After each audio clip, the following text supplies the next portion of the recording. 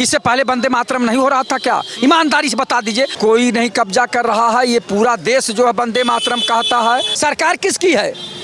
देश के प्रधानमंत्री कौन है? रक्षा मंत्री कौन है? गृह मंत्री कौन है? आखिर किसकी जिम्मेदारी? कोई आके जिम्मेदारी ले रहा है कि मेरी जिम्मेदारी है? चलिए क्या पत्रकार महोदय, संजीदगी से बात करिए। अरे भैया, आप तो अपने देश के किसानों को आतंकवादी कहे। आपने जो कहा था देश नहीं बिकने दूंगा, देश नहीं झुकने दूंगा, आपने रेल बेच दिया, भेल बेच दिया, LIC बेच दिया, हवाई अड्डा बेच दिया, बंदरगाह बेच दिया। आप पूछेंगे पहले, बता दे क्या तो नहीं पूछेंगे। नहीं नाम बताइए। भगोड़ा बता दे, कौन भारत से आया? कौन आया? बाहर बॉर्डर पार से। अरे कौन बॉर्डर पार से आया? क्या प्रूफ है? ये बताइए, कहीं भाजपाई तो नहीं है? यदि भाजपाई नहीं, इंटरव्यू आप भाजपाई हो तो मैं बात नहीं करूंगा। बाबर तो यहीं का था। 1925 में आप लोग आए, छेड़िए मत, हमको बोलने दीजिए। बाबर आपके देश गुजरात से घुसा, गुजरात पहले वही रहा, बाबर रहा, फिर अंग्रेज आए कहाँ से? कहाँ? आपके देश से आए। और कहाँ से आए? हाँ, घुसपैठी। कौन घुसपैठी? लेकिन हिंदू को भाई नहीं मानता भाई, हिंदू को भाई नहीं मानता। कैसे बोले हिंदू मुस्लिम भाई भाई? हिंदू कहाँ मानता है? आप रुके। या तो मैं बोल रहा था तो मैंने वो, हमको बोलने दीजिए। लालजीत यादव। क्या कहेंगे यादव जी? अब वंदे मातरम पर अखिलेश यादव कह रहे हैं कि क्या ये सत्ताधारियों के कब्जे में आ गया वंदे मातरम, उस पर कब्जा जमाना चाहते हैं?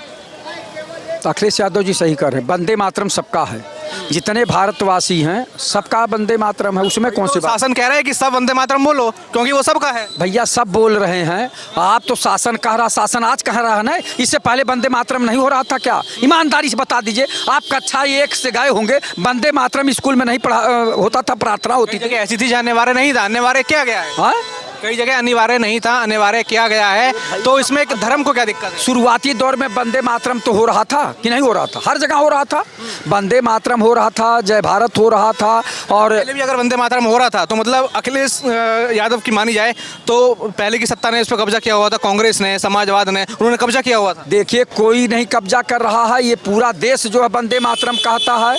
और जो है जो ये भारत का गीत था, बंकिम चंद्र चटर्जी ने कहा था, वो सब हमारे यहाँ है और रहेगा, उसमें कोई बात नहीं है। बात मुद्दे का चिकित्सा, शिक्षा, रोजगार की बात होनी चाहिए। केवल एक शब्द उठा के उसी पे बहस करने से। अभी घुसपैठियों के खिलाफ अभियान छेड़ा है योगी सरकार ने, उसको लेकर क्या कहेंगे? घुसपैठिए योगी जी 8 साल से माननीय मुख्यमंत्री हैं और देश के प्रधानमंत्री आदरणीय मोदी जी हैं। बॉर्डर किसका है? सैनिक किसके हैं? BSF किसकी है? कैसे घुसपैठिए चले आ रहे हैं? लेकिन सुनिए, यहाँ तो जो बंगाल में हमने देखा SIR की घोषणा ही हुई तो कई लोग जो बांग्लादेशी थे वो बॉर्डर पे आ गए कि हमें वापस हमें बांग्लादेश जाना है। उन लोगों ने कहा कि हम 30-40 साल पहले आए हुए हैं, TMC के लोगों ने, कांग्रेस के लोगों ने हमारी मदद की और हमारे जैसे और भी लोग हैं जिनकी उन पार्टी वालों ने मदद करी। ठीक है, तो अब अगर घुसपैठिए हैं तो जाना चाहिए। देश में वैसे गरीबी, बेबसी, लाचारी, बेरोजगारी, महंगाई, भ्रष्टाचार है, इस पे अंकुश लगाना चाहिए और बेरोजगारों को रोजगार देना चाहिए। देश से भ्रष्टाचार समाप्त करना चाहिए और जो घुसपैठिए हैं उन्हें बाहर करना चाहिए। हम लोग घुसपैठियों के तरफदारी नहीं करेंगे। घुसपैठिए को सभी लोग चाहते हैं कि वो यहाँ से बाहर जाएं और जनता को राहत मिले। सबसे बड़ी बात है कि बेरोजगारी, महंगाई और भ्रष्टाचार पे कोई बात नहीं कर रहा है। किसानों की समस्या, नौजवानों की समस्या, बेरोजगारों की समस्या पे बात होनी चाहिए। आप कह रहे हैं कि जो है घुसपैठिए। अरे भैया, घुसपैठियों को बाहर करिए, लेकिन यहाँ की जनता को तो राहत दीजिए। वही तो कर रहे हैं, घुसपैठियों को बाहर के लिए मिशन तो चला रहे हैं पूरा। आज चला रहे हैं ना, अच्छी बात है, चला रहे हैं। आप बताइए, यही देश के प्रधानमंत्री कहते थे ना, बॉर्डर किसका है, सैनिक किसके हैं? तो आतंकवादी, उग्रवादी, डायनामाइट कहाँ से चला आता है? कैसे पहलगाम घटना हो गई? कैसे चला डायनामाइट? तो अल्फला में बन रहा था डायनामाइट, तो पता चला अल्फला यूनिवर्सिटी में डायनामाइट बन रहा। अब जहाँ बन रहा था तो सरकार किसकी है? सरकार किसकी है? देश के प्रधानमंत्री कौन है? रक्षा मंत्री कौन है? गृह मंत्री कौन है? आखिर किसकी जिम्मेदारी? कोई आके जिम्मेदारी ले रहा है कि मेरी जिम्मेदारी है, इतनी बड़ी घटना घट गई, मैं देश और प्रदेशवासियों से माफ़ी मांगता हूं। कभी बोले?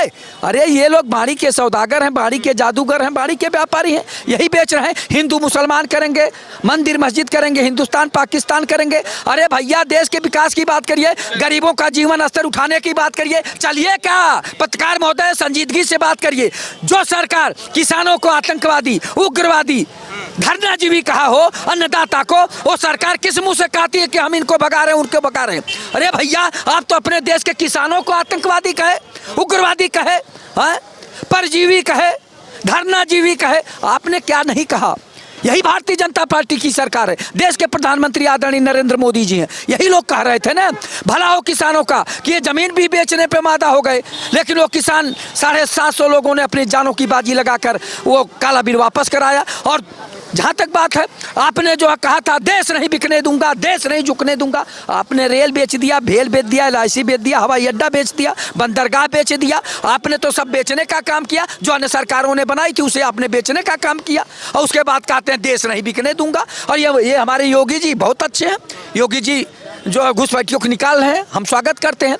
लेकिन योगी जी से ये भी पूछिए, कहते हैं zero tolerance, zero tolerance, zero tolerance. भ्रष्टाचार मुक्त उत्तर प्रदेश, अपराध मुक्त उत्तर प्रदेश, गुंडा मुक्त उत्तर प्रदेश। आप ये बताइए, तहसील में चले जाइए तो लेखपाल से लेकर SDM तक भ्रष्टाचार में लिप्त है। थाने में चले जाइए, सिपाही से लेकर थानेदार तक भ्रष्टाचार में लिप्त है। स्वास्थ्य विभाग में जाइए तो जो है नकली दवाएं जा रही हैं, डुप्लीकेट दवाएं सप्लाई हो रही हैं। यहाँ तक कि ये पता नहीं कोडीन युक्त सिरप जो है 2000 करोड़ से ज़्यादा का जो है लोगों ने सप्लाई कर दिया। बच्चों की जान चली गई। आप बताइए, गरीब बच्चों की जान चली गई, उसकी जिम्मेदारी क्यों नहीं लेते हैं? कौन लोग? 1 मिनट, अभी तो भाग रहे हैं। आप बताइए, 8 लोग नहीं सब बोलेंगे। परिवहन विभाग, स्वास्थ्य विभाग। और नाम है आपका?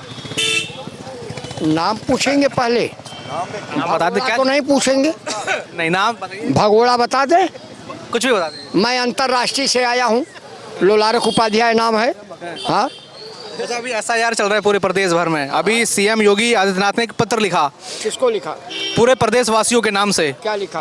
कि अब जो घुसपैठियों को लेकर अभियान सरकार चला रही है, उसमें जनता साथ दे। जैसे कि वो कानून व्यवस्था घुसपैठिए बिगाड़ रहे हैं, यहाँ पर जो वंचित लोग हैं उनका रोजगार खा रहे हैं, उनका हिस्सा खा रहे हैं। अब उनके खिलाफ कार्रवाई होनी चाहिए। सब सुन लिया, अब हमारा सुनिए। माननीय आदित्यनाथ जोगी जी झारखंड में भी वो चुनाव वो हैं, क्या ना, वोटर हैं, और गोबरपुर में भी हैं। गोबरपुर आप नाम चेंज कर दिया। मैं इसलिए चेंज किया, देखिए उनके नाना तक तो बहुत कुछ था, नाना तक तो बहुत कुछ था। अब ये आए जो स्वयं दंगा फसाद कभी कराते थे। हाँ, अब इन्होंने सुधार किया। क्या अपने को सुधार किया? ये अपने को क्या सुधार किया कि बनारस में हर 4 घर के बाद एक मंदिर हुआ करता था, वो मंदिर टूट गए और सड़क चौड़ी हो गई।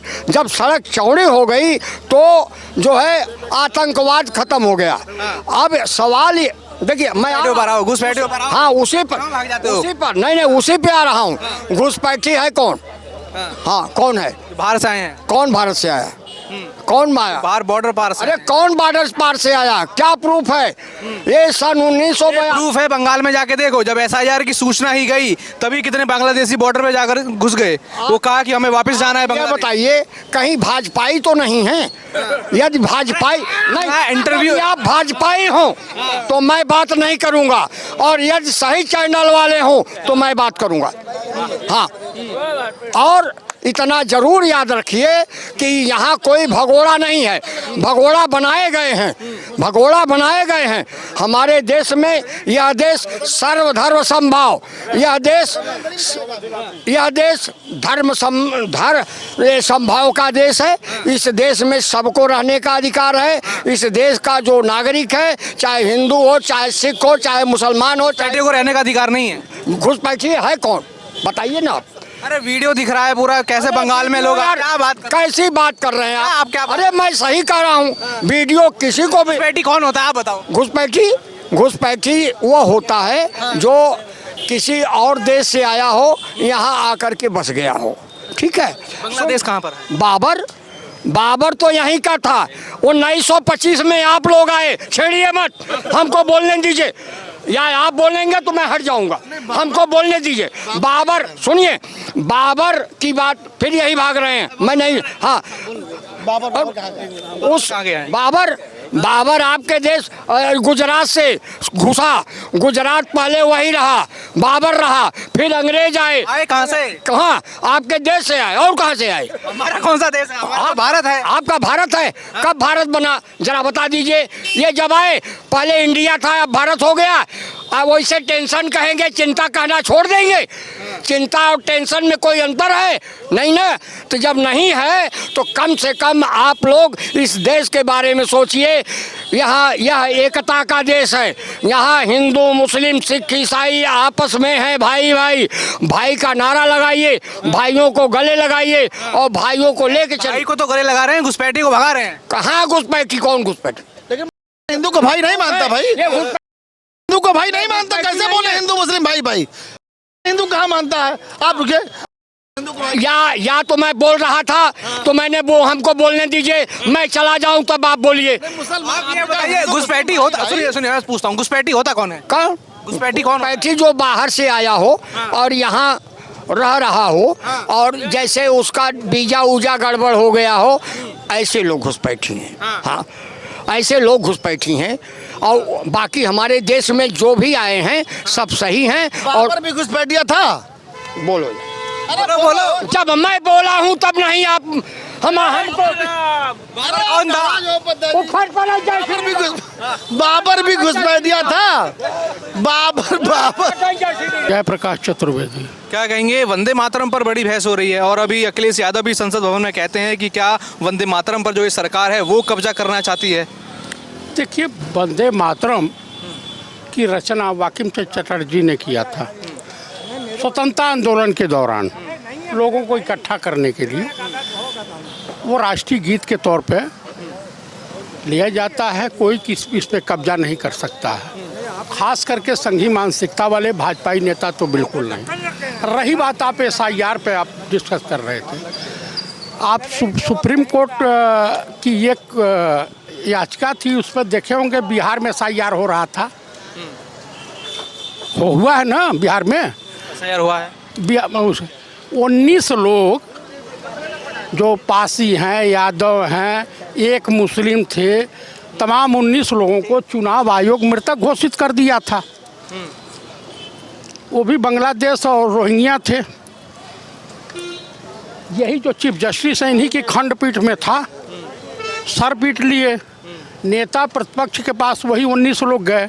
नेता प्रतिपक्ष ने कहा कि मैं बड़ा सौभाग्यशाली हूँ, भाग्यवान हूँ कि मैं मृतक आत्माओं के साथ मुझे चाय पानी नाश्ता करने का सौभाग्य प्राप्त हुआ।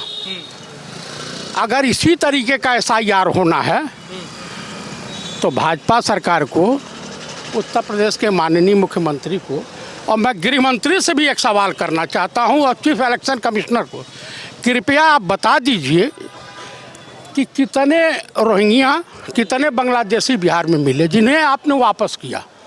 बता, मैं गृह मंत्री तो इधर उधर बगले झांकने लगते हैं। तो हमने देखा बंगाल में जब SIR की सूचना ही गई तो कितने सारे बांग्लादेशी बॉर्डर पार आ गए। आपको एक चीज़ और बता देता हूँ, क्या ज्ञानेश कुमार गुप्ता की रिश्तेदारी थी आसाम में, वहाँ SIR क्यों नहीं? वो भी तो बॉर्डर इलाका है। और अरुणाचल को जब चाइना अपना हिस्सा बताता, देश का प्रधानमंत्री बोलने को तैयार नहीं है। हजारों वर्ग किलोमीटर कब्जा करके ले लद्दाख में बैठा, आप लोग नहीं गए होंगे, मैं देखा हूँ। किस टाइम से हुआ कब्जा? कब हुआ था? इन्हीं के सरकार में हुआ है। इन्हीं के सरकार में बिहार रेजिमेंट के विश्व कमांडिंग ऑफिसर सहित 20 लोग मारे गए थे, जिनके कफन पे जा करके बिहार में वोट मांगे थे। इन्हीं का, इनके सरकार में कोई आतंकवादी हमले नहीं होते नोटबंदी के बाद से। वहाँ पे कार्रवाई नहीं हुई थी? क्या कार्रवाई हुई थी हमको बता दिया। चाइना के नहीं मरे थे 42? किसने मारा था? कब मारा था? आप हवा में रहते हैं क्या? हाँ, आप ही को सूचना तंत्र, हम बेकार हैं? आपके पहलगांव पुलवामा के आतंकवादियों का नहीं, ISI को पठानकोट एयरबेस में किसने घुसाया था? इंदिरा जी की सरकार ने। किसी भी वर्तमान समय के नेता की हैसियत औकात इतनी बड़ी नहीं है कि इंदिरा जी के चप्पल के बराबर हो। आज भी अमेरिका और पाकिस्तान के चेहरे पर आज भी छाप दिखाई देती है 1971 में इन्होंने सरेंडर नहीं किया था निक्सन के आगे, 7वां बेड़ा भेजे थे और एक बार डोनाल्ड ट्रंप को डांपा, सरेंडर कर दिया। वो तो कई बार कहा। आप मुझे बता दीजिए, कि SIR कराइए। पहले जनगणना विभाग वाले कराते थे। 34-35 BLO मर गए, आत्महत्या कर लिया, मर गए, ब्रेन हैमेज हुआ। काहे मर गए? उस हत्या के लिए जिम्मेदार कौन है? चीफ इलेक्शन कमिश्नर और भाजपा सरकार।